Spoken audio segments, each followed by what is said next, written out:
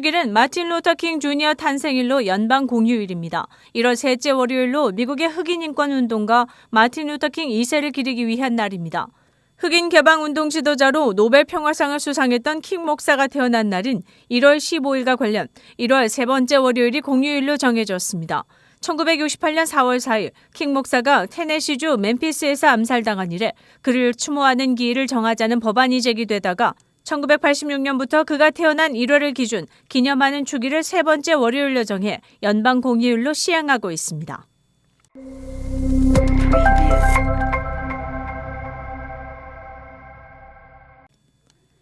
네팔 중부 포카라에서 15일 한국인 2명을 포함해 승객 중 72명이 탑승한 항공기가 추락해 68명이 사망했습니다. 카트만두에서 포카라로 비행하던 예티 항공 소속 ATR-72 항공기가 추락했는데 승무원 4명과 승객 68명이 탑승한 상태였습니다. 탑승한 외국인은 총 15명, 한국인 2명을 비롯해 호주인 1명, 프랑스인 1명, 아르헨티나인 1명, 인도인 5명, 러시아인 4명, 아일랜드인 1명 등인 것으로 밝혀졌습니다. 실종된 4명의 수색 작업이 벌어지고 있지만 생존 가능성은 희박한 것으로 드러나고 있습니다. 이에 한국 외교부는 재외국민보호대책반을 가동해 추락 사고 현장에 주 네팔 대사관 직원을 급파했습니다. 네팔의 항공산업은 최근 몇 년 동안 외국인 트래커와 등산객 등의 수요로 호황을 누렸지만 잦은 사고가 동반됐습니다. 네팔의 여객기는 조종사의 운전과 정비가 충분치 않아 불안전하다는 인식이 퍼지고 있는 가운데 항공 관련 전문가들은 네팔이 정확한 일기예보를 위한 기반 시설이 부족하다고 지적하고 있습니다. 따라서 조종사의 장비 오작동, 노후된 비행기의 기체 결함 혹은 날씨 등의 문제가 작용했을 가능성을 배제하지 못하고 있는 상태입니다.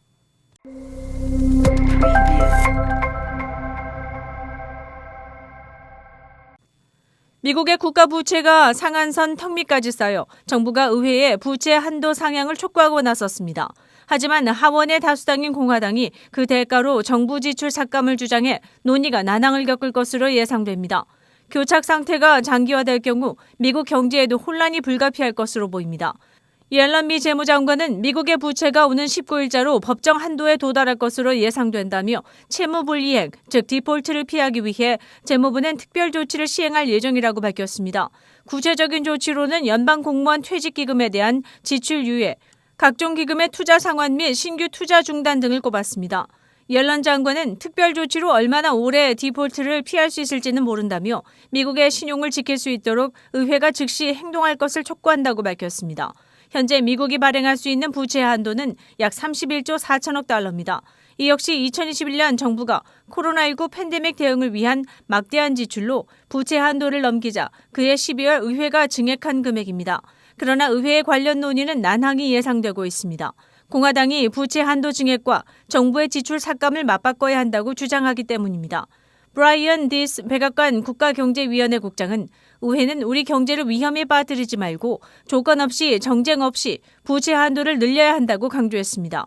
블룸버그 통신은 일부 경제학자들은 교착 상태가 장기화될 경우 스탠더드 앤 푸어스가 지난 2011년 비슷한 이유로 미국 국가 신용 등급을 최고 등급인 AAA에서 강등한 사태가 재현될 수 있다고 경고했다고 전했습니다. 윈티비 채널 24.5는 안테나를 통한 공중파 방송을 통해 시청할 수 있습니다. 파워볼과 미국의 복권 양대 산맥을 이루는 메가밀리언스에서 3개월 만에 1등이 나왔습니다. AP통신은 14일 전날 오후 늦게 메가밀리언스에서 1등 당첨자가 나왔다고 보도했습니다. 1등은 30, 43, 45, 46, 61과 14였습니다. 메가밀리언스 복권은 1부터 74의 숫자 5개를 선택하고 1에서 25 중 1개를 추가로 골라야 합니다. 지난해 10월 당첨자가 나온 후 당첨금이 계속 이월돼 역대 두 번째로 큰 금액이 됐습니다. 메가밀리언스 복권의 가장 큰 금액은 2018년 10월 15억 3천만 달러였습니다.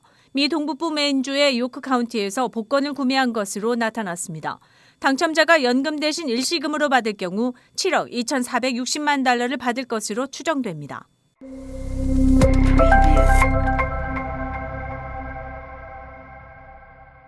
테슬라 CEO 일론 머스크의 인수된 이후 경영난을 겪고 있는 트위터가 광고주들을 붙잡기 위해 이른바 광고 1+1 이벤트를 재개한 것으로 알려졌습니다. 월스트리트저널에 따르면 트위터는 미국 광고 대행사에 보낸 메일을 통해 $25만 까지 광고비를 지출하면 해당 금액만큼의 광고를 추가 노출해주겠다고 밝혔습니다. 이 같은 무료 광고 판촉 활동은 지난 12월 초에 이어 한 달여 만입니다. 당시엔 무료 광고 혜택을 위해서는 $50만 이상의 광고비 조건을 붙인 바 있습니다. 기준을 낮춘 판촉 활동은 경영난의 심각성을 방증한다는 지적입니다. 트위터 전체 수입의 90%를 책임지는 광고 수익 구조인데 현재 GM, 아우디, 폭스바겐, 화이저, 유나이티드 항공 등이 광고를 잠정 중단한 상황입니다. 이에 트위터는 정리해고 외에도 사무실 공간 축소 등 긴축 경영에 나서고 있습니다. 한편 최근 트위터는 정치 광고를 금지한 지 3년 만에 광고 허용 범위를 넓히겠다는 계획을 발표하기도 했습니다. 선거에 관한 허위 사실을 퍼뜨리는 것을 허용한다는 비난에 정치 광고를 금지했었습니다. 당시 트위터 측은 인터넷 정치 광고가 상업 광고주에게 효과적이지만 그 힘은 전 국민의 삶에 영향을 미치는 투표 결과를 좌우할 수 있어 상당한 위험을 초래한다고 지적한 바 있습니다. 블룸버그 통신은 광고주 이탈로 어려움을 겪고 있는 트위터가 정치 광고 허용 범위를 확대해 광고 수입 손실을 줄일 수 있을 것으로 전망했습니다.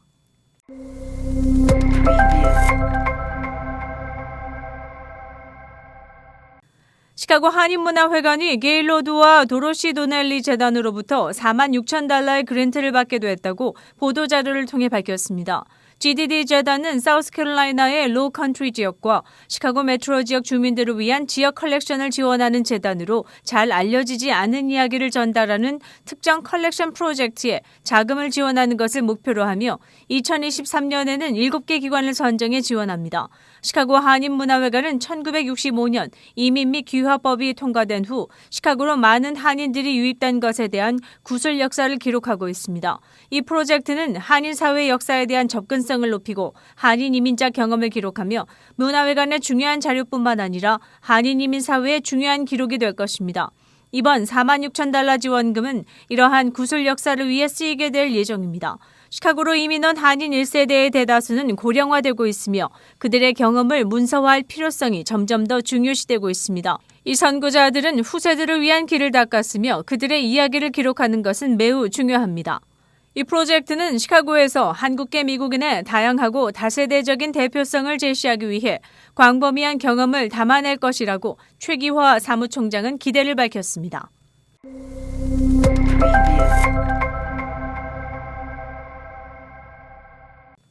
지난 12일 시카고 한인회는 무궁화 아파트와 코람 아파트를 방문해 새해를 맞은 한인 연장자들에게 새해 인사를 드리고 가구당 쌀 한 포를 전달하는 신년 할애 행사를 가졌습니다. 최현주 회장은 최근 팬데믹의 영향으로 거의 모임을 갖지 못했던 한인 어르신들에게 2023년의 새해가 더욱더 건강하고 행복한 시간이 되길 소망한다면서 시카고 동포들의 소식과 한인회관 구입 소식 등 한인회 소식도 나눴습니다. 또한 올해로 미주 한인 이민 120주년을 맞은 한인 이민자들이 선조들의 수고와 희생을 바탕으로 오늘의 번영을 가져왔으며 시카고 한인회가 차세대에게 전달되는 가교 역할을 할 것을 다짐하고 한인회에 바라는 건의사항과 조언을 듣는 뜻깊은 시간을 가졌다고 한인회는 보도자료를 통해 밝혔습니다. 이 자리에서 한인회비와 기부금을 납부하는 이들도 있었습니다. 시카고 한인동포 일간지 한국일보는 전자신문으로도 배포됩니다. 시카고 한국일보 무료신문은 가까운 한인식당이나 마켓에서 볼 수 있습니다. 뉴스24에서는 여러분의 제보를 기다립니다. 제보 전화 847-290-8282번입니다.